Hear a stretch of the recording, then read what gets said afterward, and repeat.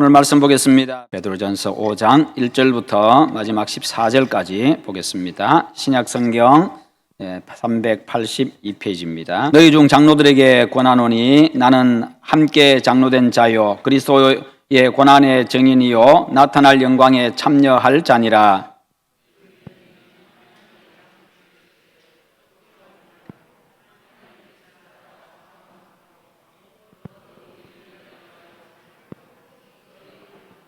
맡은 자들에게 주장하는 자세를 하지 말고 양무리의 본이 되라.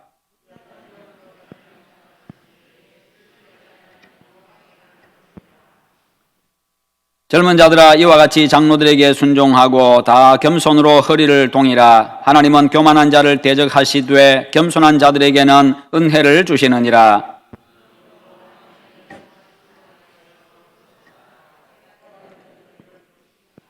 너희 염려를 다 주께 맡기라. 이는 그가 너희를 돌보심이라.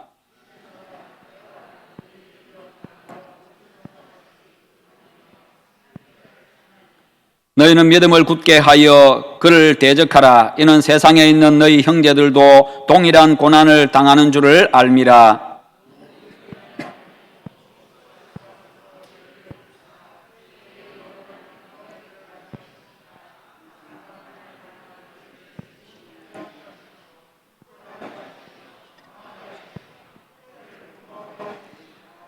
권능이 세세 무궁하도록 그에게 있을지어다. 아멘.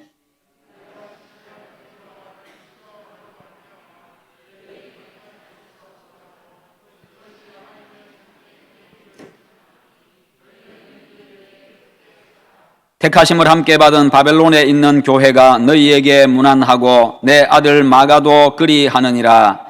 너희는 사랑의 입맞춤으로 서로 문안하라. 그리스도 안에 있는 너희 모든 이에게 평강이 있을지어다. 아멘. 오늘 말씀의 제목 같이 한번 읽어봅니다. 은혜와 평강이 있을지어다. 아멘. 오늘 하나님 앞에 예배하는 여러분과 그리고 여러분의 가정과 우리 교회에 하나님의 크신 은혜와 놀라운 평강이 이 시간 함께 하시기를 축원합니다. 베드로전서는요, 신앙 때문에 극심한 박해를 받고 있는 이 소아시아에 흩어져 있는 그리스도인들을 이제 위로하고 격려하기 위해서 베드로가 쓴 편지입니다. 그 위로와 격려의 내용은요, 신자들이 겪는 이 시련과 고통은 결국 영광스럽게 되어질 기회라는 겁니다. 그러면서 그들에게 하나님의 은혜와 평강을 기원하고 있습니다. 특별히 이렇게 고난 가운데 있는 자들에게 은혜를 기원하고 평강을 기원하고 대단히 큰 위로가 되었을 겁니다. 우리가 어떤 상황에서도 하나님의 은혜와 평강을 누리려고 하면요, 하나님의 은혜로 택함받은 우리가 하나님의 자녀임을 인식하는 것입니다. 내가 하나님의 자녀, 하나님의 은혜 속에 있는 자녀, 하나님의 그 보호하심 속에 있는 자녀, 전능하신 그 하나님 안에, 하나님의 그 도우심 안에 있는 그런 자녀라는 사실을 인식하고 살아가는 겁니다. 뿐만 아니라 하나님 아버지로부터 온 새로운 성품을 가지고 살아가는 것이지요. 옛 성품을 가지게 되어지면요, 우리가 은혜와 평강을 누릴 수가 없기 때문입니다. 그리고 예수 그리스도로 말미암아서 새 사람이 되어졌기 때문에 성령 하나님의 다스림을 받으면서 이전과는 새로운 삶의 방식으로 살아가야 합니다. 그 새로운 삶의 방식은 바로 하나님께 순종하는 삶입니다. 이전까지는 내가 원하는 방향으로, 내가 원하는 방식으로, 내가 기뻐하고 내가 좋아하는 것으로 그렇게 행했지만, 그러나 이제는 하나님께 순종하는 삶, 이제 우리의 삶의 목표도, 삶의 방향도, 삶의 목적도 바뀌었기 때문입니다. 하나님께 순종하는 삶은요, 예수 그리스도께서 하나님 아버지 앞에 순종해서 하나님의 뜻에 순종해가지고 십자가를 지신 것과 같이 어떤 일에서든지 하나님의 뜻이라고 한다면은 그것이 십자가를 지는 일이라 할지라도 기꺼이 순종하는 자세, 그러면서 하나님의 영광을 나타내는 바로 그와 같은 자세인 것입니다. 우리가 옛날처럼 우리 하나님께서 우리를 진짜로 십자가에 못 박고 그러진 않으실 겁니다. 그러나 우리에게 십자가를 지라고 하십니다. 십자가를 지라고 하시지요. 복음을 위해서, 하나님의 영광을 위해서 내 자신이 희생하라는 것입니다. 내가 감당해야 될 것들을 감당하라는 것입니다. 생명 살리는 일을 위해서 그렇게 하라는 것이지요.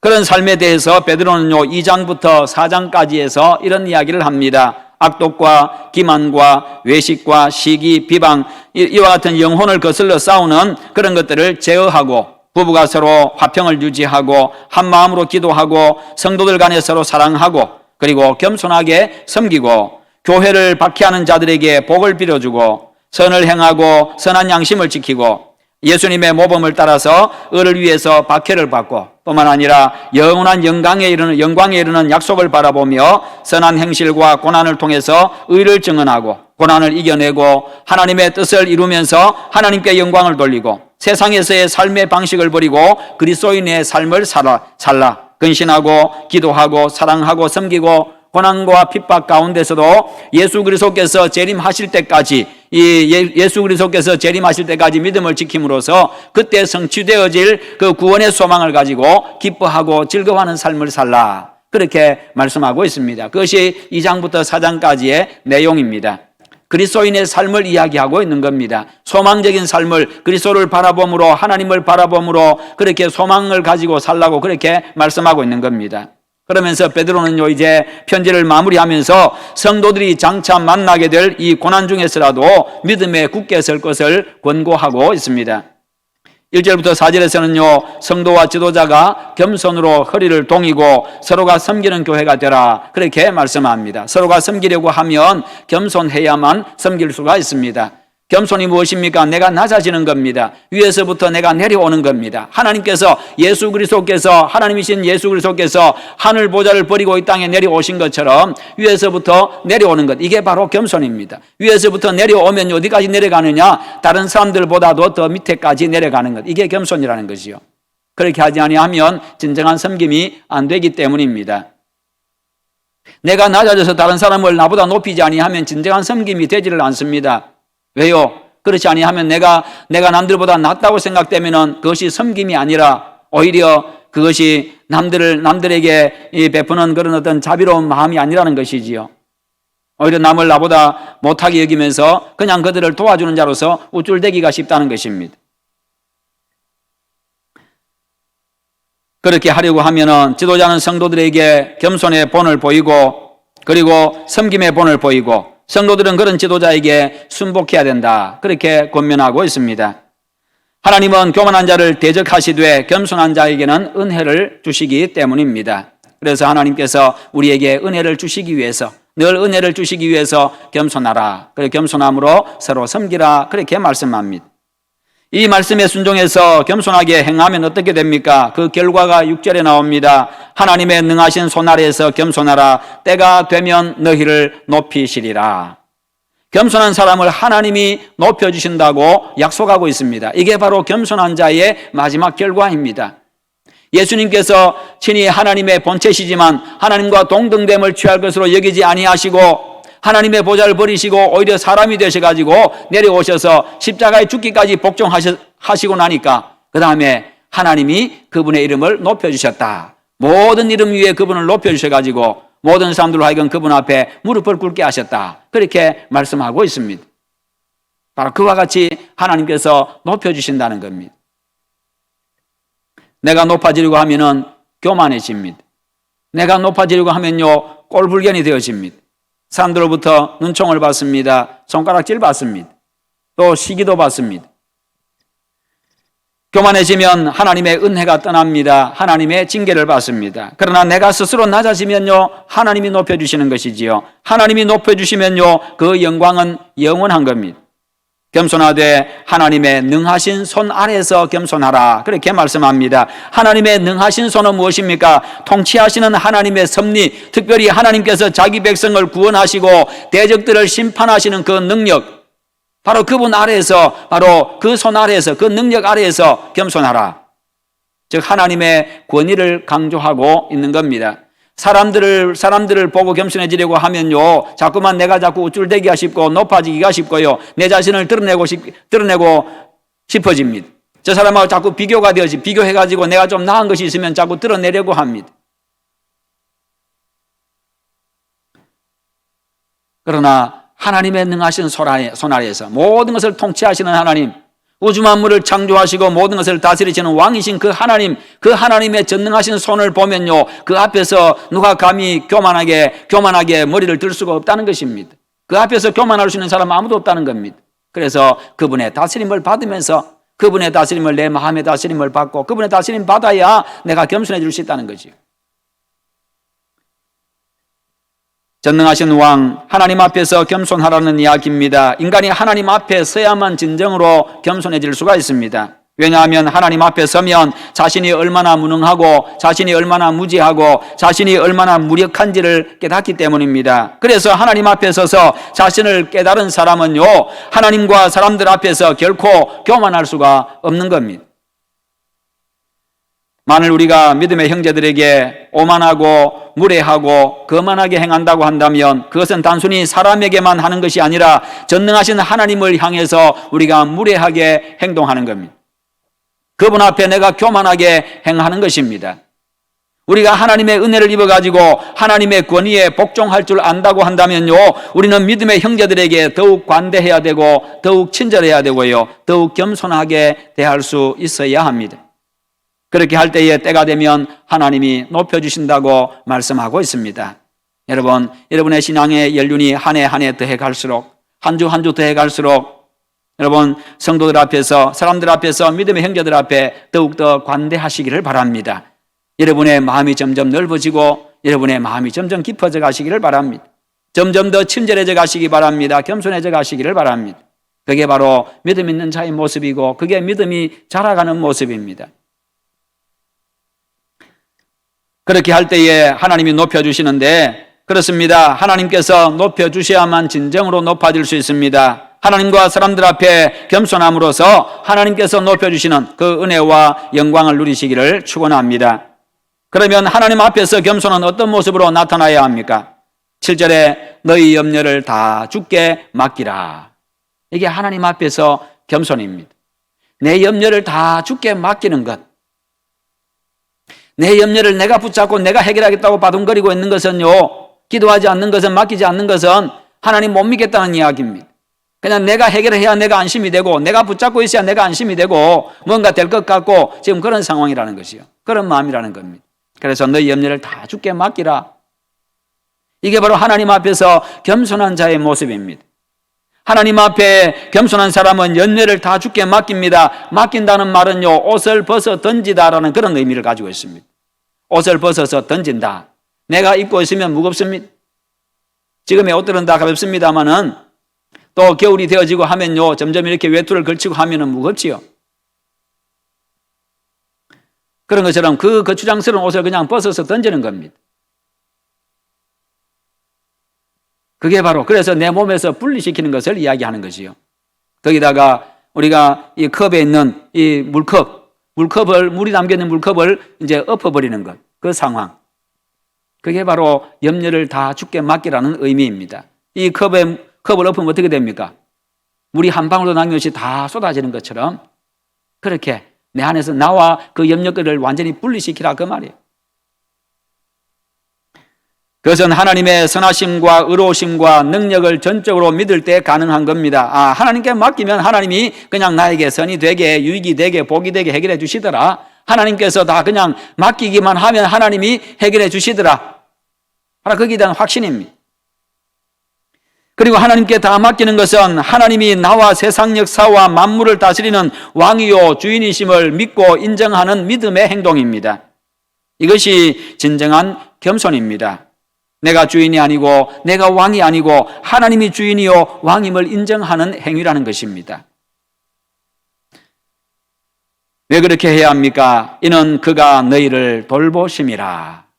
너희 염려를 다 주께 맡기라. 이는 그가 너희를 돌보심이라. 그렇기 때문에 맡기라고 해놓고 그냥 내팽개쳐 두는 분이 아니라 그가 너를 돌보심이라.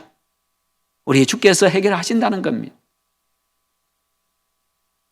염려를 맡길 때 나의 주인 되신 하나님께서 나를 돌봐주시기 때문입니다. 하나님이 돌봐주시면요, 어떤 문제 속에서도 평강을 누릴 수가 있는 것입니다. 여러분, 한 번씩 옛날 6.25 전쟁 때 사진들을 한 번씩 텔레비전을 통해 가지고 볼 때가 있지요. 그럴 때 자주 등장하는 사진 중에 하나가요, 어머니의 품에 안겨 있는 아기의 모습입니다. 아니면 어머니의 등에 엎여 있는 아기의 모습. 그러면서 자고 있는 모습입니다. 뒤에 엎여 있는 아이는요, 그냥 목이 뒤로 쭉 늘어져 가지고 그냥 그 아이에게는 지금 태평성대입니다. 전쟁의 포화 속에 지금 포탄에 떨어지고 총알이 날아다니지만 언제 죽을지 모르는 그런 상황이지만 엄마 품에 안겨 있는 아이, 엄마 품에 등에 엎혀가지고요 뒤로 누워있는 이 아이는요 고개를 젖히고 잠들었는 이 아이는 그 아이에게는 지금 태평성된 겁니다. 왜요? 엄마가 나를 돌보심이라. 엄마가 나를 지켜주심이라. 그 보릿고개 속에서도 먹을 것 없는 그 보릿고개 속에서도요 엄마 품에 안겨 있는 아이에게는 아이는요 그때는 그냥 그 아이에게는 그냥 풍년입니다. 풍년의 시대입니다. 걱정이 없어요. 왜요? 엄마가 알아서 먹여주니까 그냥 그렇게 엄마는요 죽을 고생을 하고 먹고 살기 위해서 먹고 사는 하루하루 끼니 해결하기 위해서 그렇게 염려 걱정해도요 아이 품에 안겨 있는 아이, 엄마 품에 안겨 있는 아기는요 그런 걱정하지 않습니다. 그런 사진들 종종 보지요. 그런 겁니다. 이는 그가 너희를 돌보심이라.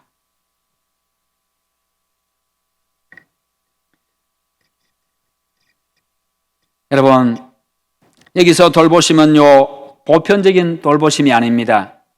그것은요 예수 그리스도를 믿는, 그리스도 때문에 고난을 당하는 당신의 백성들에 대한 특별한 돌보심을 의미하고 있습니다.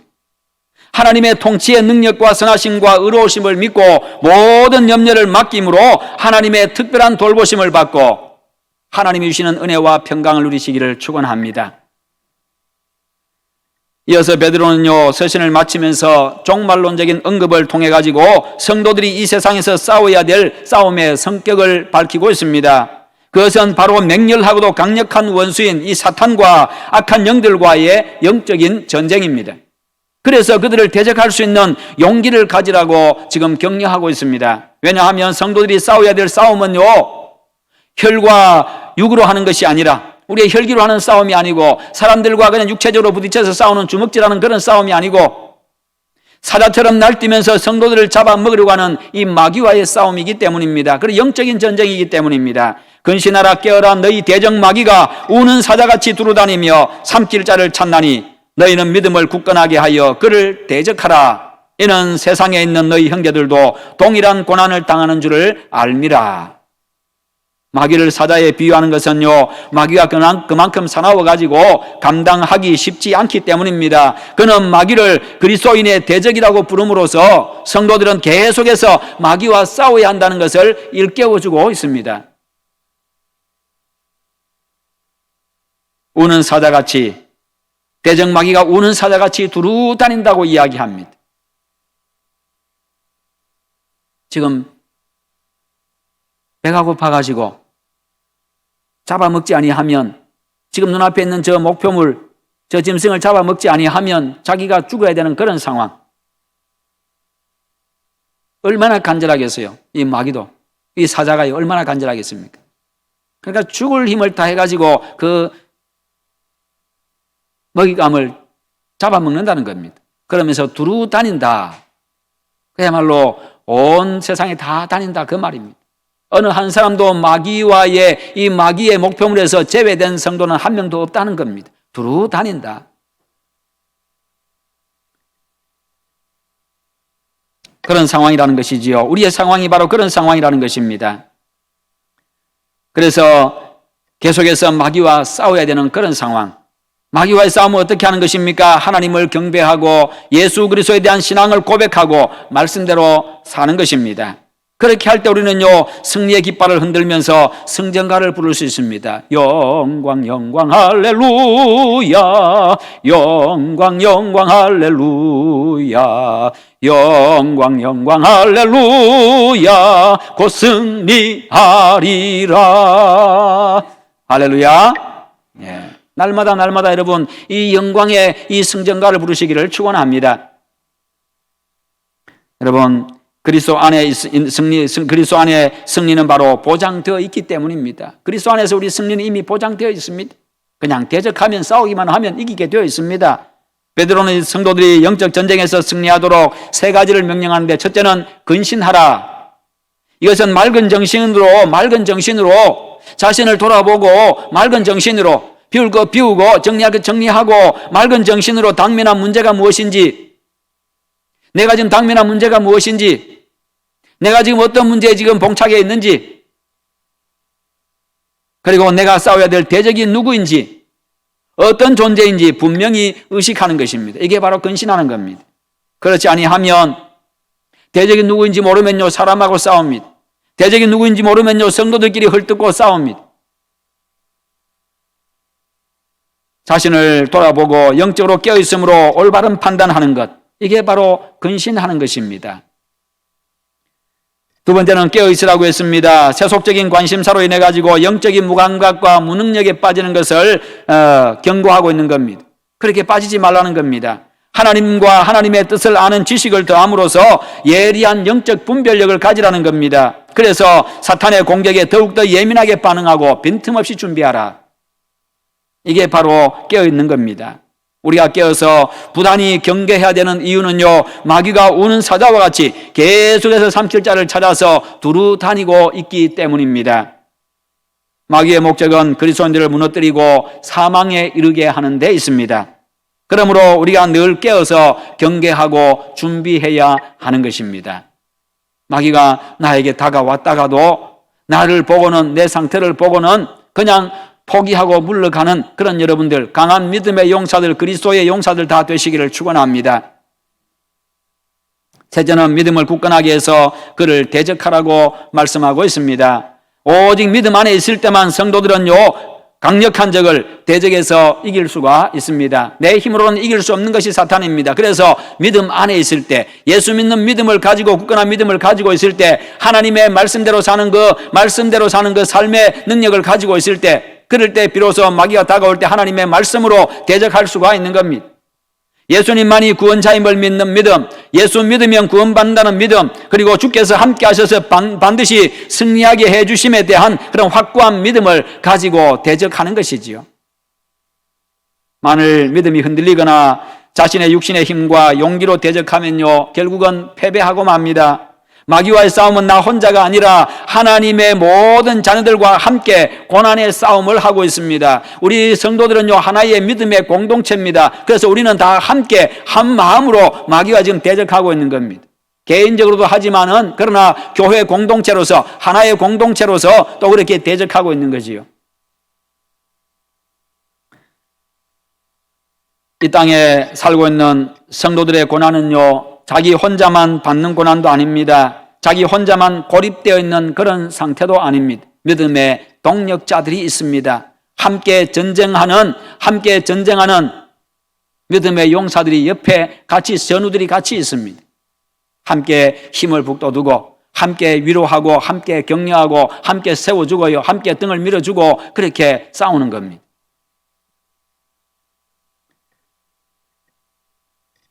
오히려 성도들에게 있어서 고난은요, 성도들을 그리스도의 지체로 단단히 묶어주는 역할을 합니다. 고난이 다가오면요, 교회는 오히려 더 강하게 뭉친다는 것이요. 그게 바로 성도의 모습이고 교회의 모습입니다.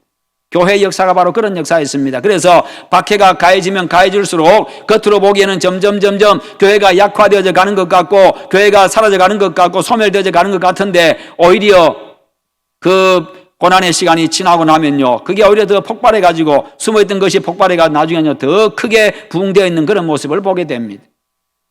그게 바로 복음의 역사, 복음 안에 생명이기 때문에, 믿음 속에 그게 바로 믿음의 역사이기 때문에, 믿음의 능력이기 때문입니다. 중국 공산당도 문화혁명을 통해 가지고 그리스도인들 교회를 다 멸절시키려고 했습니다만, 그래서 겉으로 드러나는 교회가 정말 적었습니다만, 그러나 오히려 그들은요, 보이지 않는 곳에 들어가서 함께 예배하고, 목숨 걸고 예배하고, 그것이 지금에 와서는 오히려 수십 배로 늘어나서 엄청난 숫자의 그리스도인들이 지금도 그들이 예배하고 있습니다. 생명이 있는 것은요, 복음의 복음의 생명은 사라지지 않기 때문에 생명이 있는 한 결코 사라지지 않는 겁니다.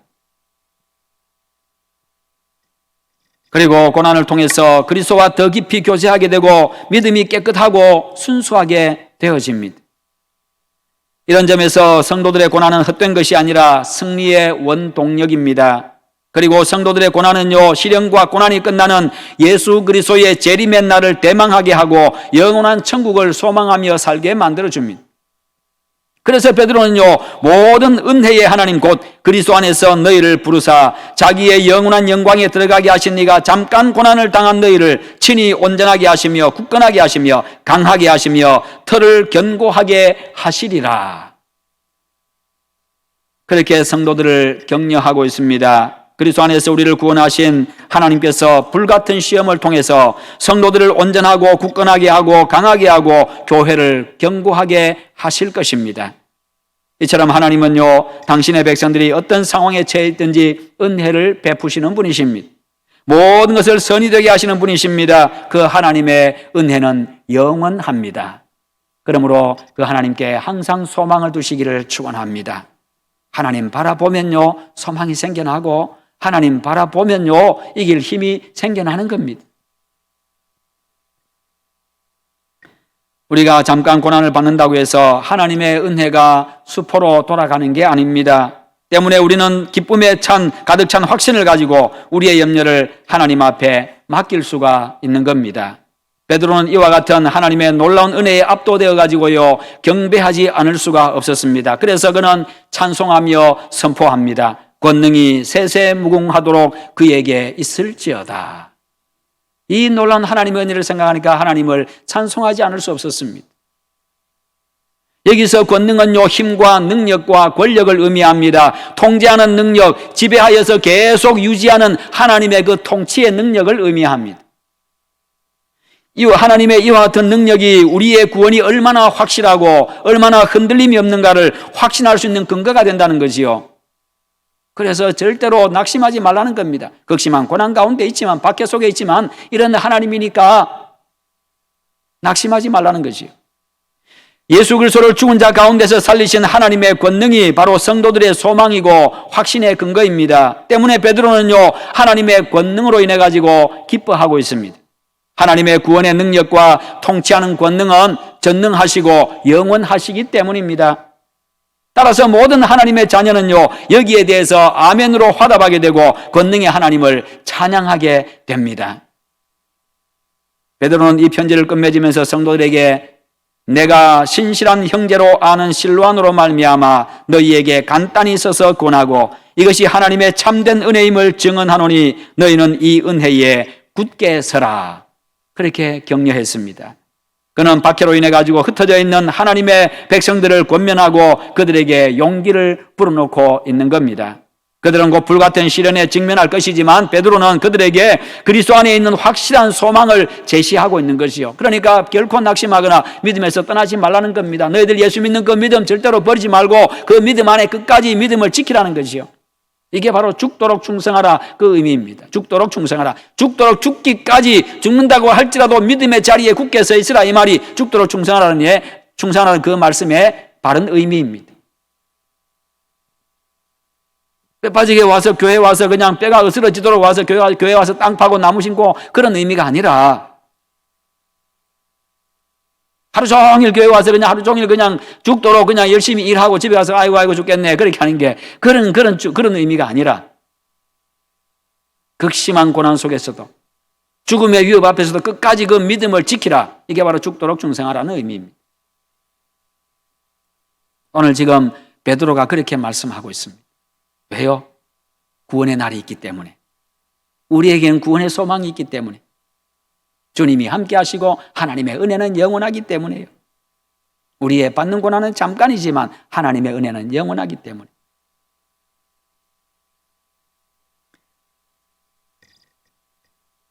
이 복음을 증언하기 위해서 베드로가 사도로 임명이 되었습니다. 복음은요, 그리스도께서 우리의 죄를 십자가상에서 친히 짊어지셨고 우리를 구원하셨다는 하나님의 은혜의 좋은 소식입니다.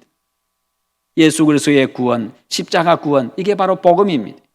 이 하나님의 은혜는 예수 그리스도께서 재림하시게 될 때에 우리에게 임하게 될 것입니다. 그렇기에 성도들은 복음 안에 굳게 서 있어야 합니다. 여러분 속에 있는 그 복음 끝까지 간직하시기를 축원합니다. 베드로는 이 사실을 증명하기 위해서 그 당시 물질적 풍요와 도덕적 타락으로 인해 가지고 바벨론으로 불렸던 이 로마에 있는 교회의 이름으로 문안을 하고 있습니다. 택하심을 받은 바벨론에 있는 교회가 너희에게 문안하고 내 아들 마가도 그리하느니라. 베드로는 하나님의 감동으로 새 바벨론인 이 로마 제국의 지배 아래에서 박해받고 있는 하나님의 백성들을 위로하고 격려하는 편지를 지금 보내고 있는 겁니다. 로마에 있는 교회 역시도 베드로가 지금 편지를 쓰고 있는 교회들과 마찬가지로 박해로 인해서 흩어져 있는 성도들이고 그리스도의 피로 죄사함 받은 하나님의 새로운 백성들이기 때문입니다. 이처럼 이 땅에 살고 있는 모든 성도는 나그네와 같은 존재들입니다. 그래서 너희는 사랑의 입맞춤으로 서로 문안하라고 했습니다. 이로써 로마 제국 안에 흩어져 있는 모든 성도들은 예수 그리스도 안에서 형제로 연합되어 있음을 알 수 있습니다. 서로 문안하라. 너희는 사랑의 입맞춤으로 서로 문안하라. 그리스도 안에서 하나의 공동체이기 때문에, 하나로 연합되어져 있기 때문에 그렇게 서로 문안하는 겁니다.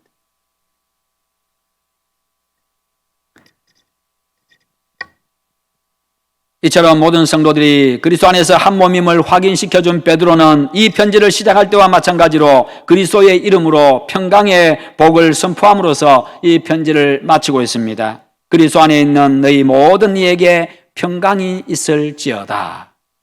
오늘 여러분에게 평강이 있기를 축원합니다. 오늘 이 말씀, 이 선포가 바로 지금 여러분에게 하시는 선포입니다. 이 평강의 선포는 그리스도로부터 주어진 복입니다. 그러므로 베드로가 선포한 평강의 복은요, 세대와 지역을 초월해서 예수 그리스도의 고난에 참여함으로써 그리스도의 영광에 참여하게 될 모든 성도들의 삶에 임하고 성도들이 함께 모여 예배하고 교제하는 교회에 이 평강이 임하는 것입니다. 성도 여러분, 하나님의 말씀을 따라 하나님 앞에서 겸손하게 서로 섬기는 여러분 되시기를 축원합니다. 주님의 의와 선과 전능하심과 주권을 믿으시고 모든 염려를 주님께 맡기십시오. 그래서 하나님의 돌보심으로 평강을 얻으십시오. 늘 깨어 근신하고 믿음으로 마귀를 대적함으로 승리하십시오. 주 안에서 한 몸 된 성도들과 사랑의 교제를 나누십시오. 서로 문안하십시오. 서로 안부를 물으시고 그렇게 하십시오. 그래서 하나님의 은혜와 평강이 여러분과 여러분의 가정과 우리 교회에 풍성하게 임하기를 주님의 이름으로 축원합니다. 우리 함께 기도하십시다. 함께 기도하겠습니다. 기도하실 때 우리 주님, 우리가 인생 살아가면서 때로는 고난도 당하지만 그러나 그런 가운데서도 모든 염려 주님께 맡기고 하나님의 주권을 믿고 하나님 앞에 모든 것 맡기고 믿음으로 승리하는 믿음의 사람 되게 하시옵소서. 그렇게 기도하시고 그래서 하나님 주시는 은혜와 평강이 넘치는 그런 삶이 되게 해달라고 우리 함께 기도하겠습니다. 기도합니다. 거룩하신 하나님 아버지 감사합니다. 은혜 주심을 감사합니다. 인도하심을 감사합니다. 우리 하나님 아버지 함께 하셔서 주의 은혜 가운데 거하게 하여 주시옵소서. 하나님 아버지 때로는 우리가 힘겨운 가운데 살아가지만 고난도 당하지만 그러나 우리 주 예수 그리스도로 말미암아 우리에게 베풀어질 그 구원의 은혜 생각하며 마지막도 영원한 천국을 생각하며 소망 가운데 믿음으로 승리하게 하여 주시기를 원합니다. 아버지 하나님이여 우리 하나님께서 베풀게 함으로 믿음을 지켜감으로 우리 하나님께서 주시는 그 은혜와 평강을 누리는 그런 삶이 될 수 있도록 함께하여 주시옵소서. 모든 염려를 다 주께 맡김으로 말미암아서 은혜와 평강을 누리게 하여 주시기를 원합니다. 하나님의 돌보심 안에서 평강 누리는 그런 주의 백성 되게 하여 주시옵소서. 아버지께서 함께하여 주시기를 원합니다. 그런 믿음의 사람 다 되게 하여 주시옵소서. 근신하게 하여 주시옵소서. 깨어있게 하여 주시옵소서. 믿음의 승리자 되게 하여 주시옵소서. 매일매일 하나님이여 승리자의 노래를 부르는 승전가를 부리는 그런 사람 되게 하여 주시옵소서. 오 주님 감사합니다. 예수님의 이름으로 기도하옵나이다.